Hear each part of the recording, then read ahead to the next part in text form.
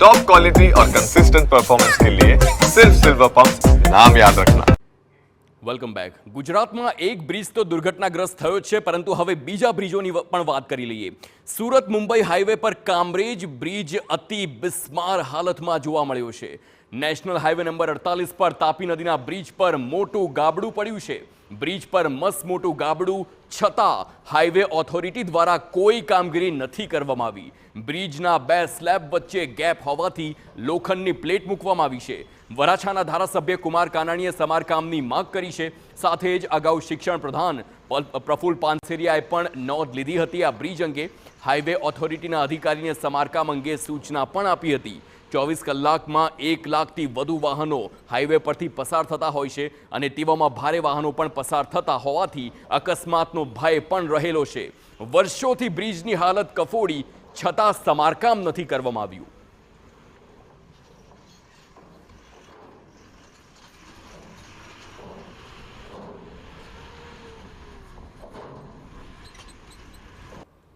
આજે લગભગ મારા ધ્યાન પર આવ્યું છે, હું જોઉં છું કે લગભગ 7 ફૂટ પહોળી છે, એટલે ક્ષતિ વધતી જાય છે। એ ટ્રાફિકની સમસ્યા ઊભી થાય એવું કારણ બતાવી રહ્યા છે।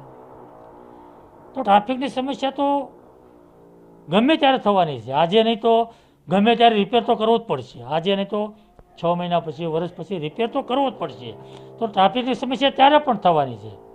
તો એવા ડરને કારણે મેન્ટેનન્સમાં મોડું કરવું અને દુર્ઘટના ઘટે એના કરતાં તાત્કાલિક સમયે યોગ્ય સમયે એનું રિપેરિંગ થાય ખૂબ જરૂરી છે। તો અહીંથી પસાર થતા વાહન ચાલકો પણ કહી રહ્યા છે કે લોખંડની પ્લેટ માત્ર દેખાડા માટે મૂકવામાં આવી છે, પરંતુ અકસ્માતનો ભય તો હજુ પણ છે જ।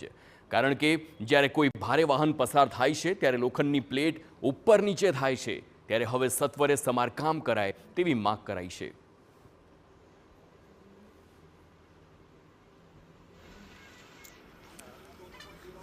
પ્લેટ બતાવો તમે। પ્લેટ થોડીક ઓલી થઈ ગઈ છે, ક્યારેક વળી જાય છે, ક્યારેક આમ તેમ, એટલે એના લીધે બહુ તકલીફ થાય છે। ક્યારેક સિંગલ પટ્ટી લાઈન પણ થઈ જાય છે, 2 પટ્ટી ઓલી થઈ જાય છે। ડ્રાઈવરોને એકદમ ધીમે ચલાવવાનું કહેતા છે, જેથી કરીને આ ટ્રકને બહુ ઈજા ન થાય એમ। ફૂટની પ્લેટ નાખેલી હતી ત્યાંથી આજે 6 ફૂટ સુધી પહોંચી ગઈ છે, છતાંય કોઈ વ્યવસ્થા મળતી નથી, કોઈ સુવિધા મળતી નથી। જીવનું જોખમ છે, એની જવાબદારી કોણ લે છે? આ વિસ્તારના કોઈ કાર્યકર્તા હોય, કોઈ રાજકારણી હોય તો લ્યો ને, પુલ આપણે ટોલ નાકાનું ઉઘરાણું તો ચાલુ જ છે।